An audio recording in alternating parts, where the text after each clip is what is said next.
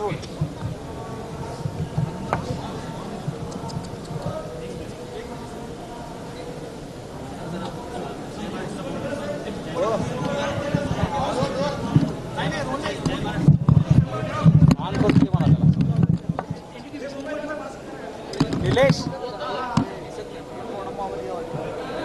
खाली मोबाईल हाय ना बाद झालं हे रोल का आज मला अतिशय आनंद आहे की आषाढी एकादशीच्या निमित्ताने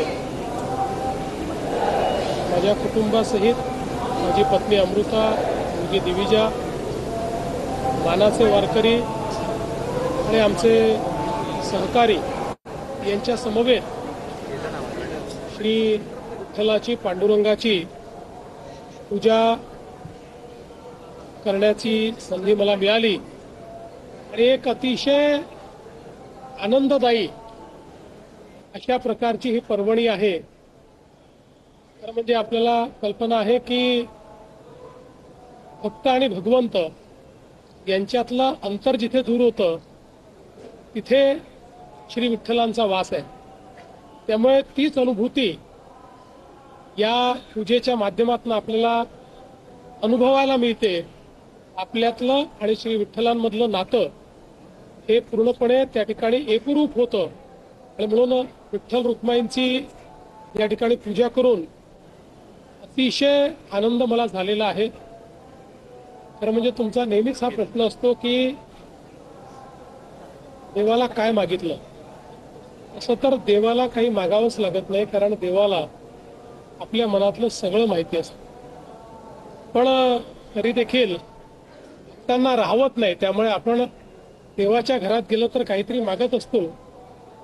निश्चितपणे देवाला मागणं हेच आहे, कारण हे उद्या महाराष्ट्राचं आराध्य दैवत आहे। त्यामुळे महाराष्ट्राची काळजी घेणं हे माऊलींचंच काम आहे आणि म्हणून माऊलींनी महाराष्ट्राची काळजी घेण्याकरता आम्हाला शक्ती द्यावी आणि सन्मार्गाने चालण्याची सुबुद्धी द्यावी, अशा प्रकारचीच त्या ठिकाणी प्रार्थना केलेली आहे। आणि माऊली ही खरं म्हणजे आमच्या बळीराजाला शक्ती देणारी अशा प्रकारची देवता आहे। म्हणून आमच्या बळीराजाला यावर्षी चांगलं पीक व्हावं, त्याच्या जीवनात आनंदाचे 4 क्षण यावेत, अशा प्रकारची प्रार्थना देखील माऊलीच्या चरणी केली। चर्चेत आहे, इथल्या मंदिर परिसरातल्या लोकांना त्याचं भय आहे, त्यांचं पूर्ण म्हणजे काय नक्की निर्णय पंढरपूर कॉरिडॉरच्या संदर्भात सगळ्यांना विश्वासात घेऊनच या ठिकाणी आम्ही काम करतो आहोत। कोणाचंही नुकसान आम्ही होऊ देणार नाही। दुकानदार असो, तो घर मालक असो, तो सामान्य माणूस असो, कोणाचंही नुकसान न करता सगळ्यांचं योग्य पुनर्वसन करून या ठिकाणी हा कॉरिडॉर आपण तयार करणार आहोत। त्या संदर्भात जिल्हाधिकाऱ्यांनी एक मोठं कन्सल्टेशन केलेलं आहे, चर्चा केलेली आहे। अनेक लोकांची चर्चा करून त्यांच्या शंका देखील दूर केल्या आहेत। पुढेही या ज्या काही शंका आहेत त्या दूर करत हा कॉरिडॉर आपण करणार आहोत। आणि मी आपल्या माध्यमातून पंढरपूरच्या मंदिर परिसरातील आमचे नागरिक, भाविक, दुकानदार, व्यावसायिक सगळ्यांना आश्वस्त करू इच्छितो की कोणालाही उद्ध्वस्त न करता या ठिकाणी सगळ्यांचं पुनर्वसन योग्य प्रकारे करून हा कॉरिडॉर आपण करणार। सर, शेतकरी कर्जमाफीबाबत विचारलं जातंय की आज तुम्ही विठ्ठलाची गोष्ट न करताना मी विठ्ठलाला शेतकऱ्याचं कल्याणच मागितलेलं, त्याच्यामुळे ज्या ज्या गोष्टीत शेतकऱ्याचं कल्याण असेल त्या सगळ्या गोष्टी माझ्या हातून व्हाव्यात अशी विठ्ठलाचरणी प्रार्थना केली। सर, विरोधकांना काही सुबुद्धी वगैरे आपण सन्मार्गाने चालावं, आपण सुबुद्धीने चालावं। आपण सुबुद्धीने चाललो तर दुसऱ्यांना सुबुद्धी येईलच, आणि ज्यांना दुर्बुद्धी येते त्यांची काय अवस्था होते तुम्ही बघितलंच आहे। कारण ज्या पद्धतीच्या काल टीका झाल्या मेळाव्यामध्ये, जाऊ दे, आज आनंदाचा दिवस। कारण मी जसं सांगितलं की त्यांनी विजय उत्सवाला जसं रुदालीचं स्वरूप दिलं तसं मला आनंद उत्सवाला कुठलंही राजकीय स्वरूप द्यायचं नाही. त्यामुळे मी त्या संदर्भात काही बोलणार नाही. सर, ज्या पद्धतीने व्हीआयपी दर्शन यावर्षी बंद करण्यात आलं त्या पद्धतीनं पुढच्या वर्षी सुद्धा ही परंपरा कायम राहणार आहे व्हीआयपी दर्शन? मला असं वाटतं ही चांगली परंपरा आहे. ही परंपरा अशीच कायम ठेवली. टोकन दर्शन संदर्भात गेल्या वर्षी मुख्यमंत्र्यांनी आश्वासन दिलं होतं यावर चालू होईल, मात्र प्रायोगिक तत्वावर सुद्धा प्रायोगिक तत्वावर ते सुरू झालेलं आहे. थोडं रुजायला वेळ लागेल पण ते हळूहळू करण्यात येईल. सर, ज्या पद्धतीने आता वनवे वगैरे या वेळेला खूप सुधारणा केल्या. पहिल्यांदाच असं घडलं, पाण्याची एवढी वाईट अवस्था होती, पूर येईल असं वाटत होतं. नियोजन सगळं चांगलं झालेलं. हे सगळं करताना हे असंच पुढे चालू राहावं याच्यासाठी मला असं वाटतं की प्रत्येक वर्षी आधीपेक्षा चांगलं करण्याचा प्रयत्न आपण करावा.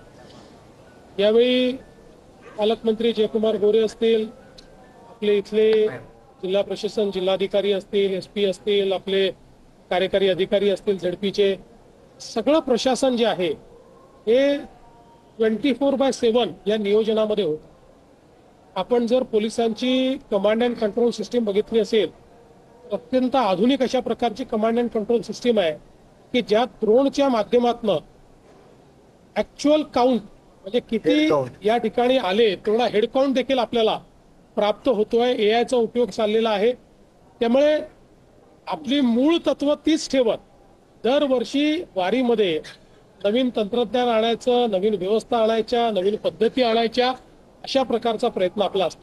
आपण सर यावेळेस स्वच्छतेकडे जास्त लक्ष दिलेलं आहे. कुठेही घाण नाही, कुठेही दुर्गंधी नाही. पण एक प्रॉब्लेम येतो की पंढरपूरच्या नगरपालिकेचे आरोग्य कर्मचाऱ्यांची क्षमता कमी आहे, तर ती वाढवून द्यावी अशी मागणी केली. ह्याला जोडून सर पोलीस कर्मचारी खूप कमी, लोड खूप असतो, 12 महिने गर्दी असते आणि हे कमी पडतो. मला पहिल्यांदा तर या गोष्टीचा अतिशय आनंद आहे, कारण सगळ्यांनी मला यावेळेस सांगितलं की प्रचंड स्वच्छता या ठिकाणी पाहायला मिळाली. खूप चांगल्या प्रकारे सगळं वातावरण, स्वच्छ वातावरण पाहायला मिळालं. ही अतिशय आनंदाची गोष्ट आहे. निश्चितपणे कर्मचारी असतील किंवा पोलीस असतील त्या संदर्भात कुठे काही कमतरता असेल तर ती दूर करण्याचा प्रयत्न आपण.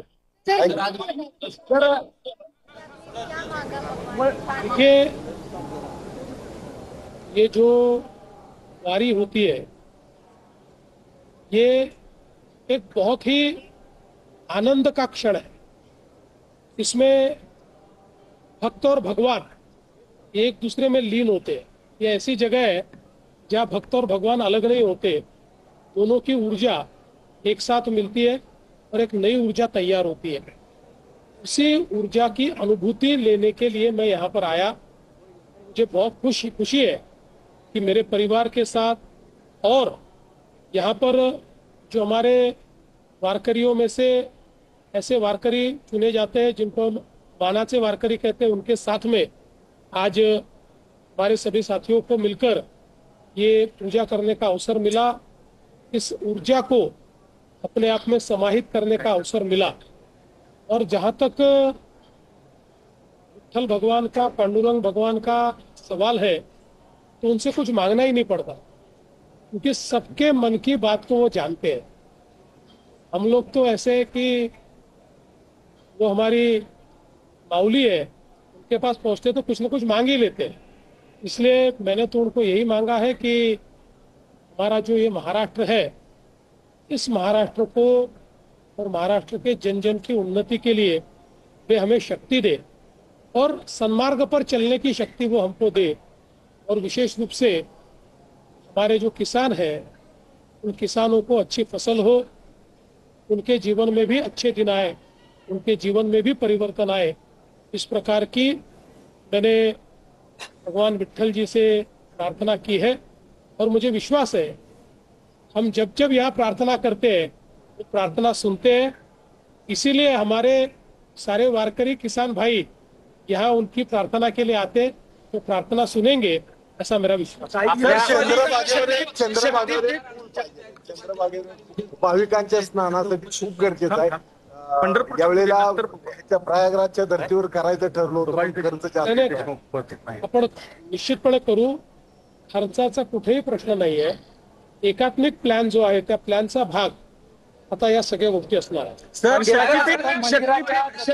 शक्तीपीठ महामार्गाच्या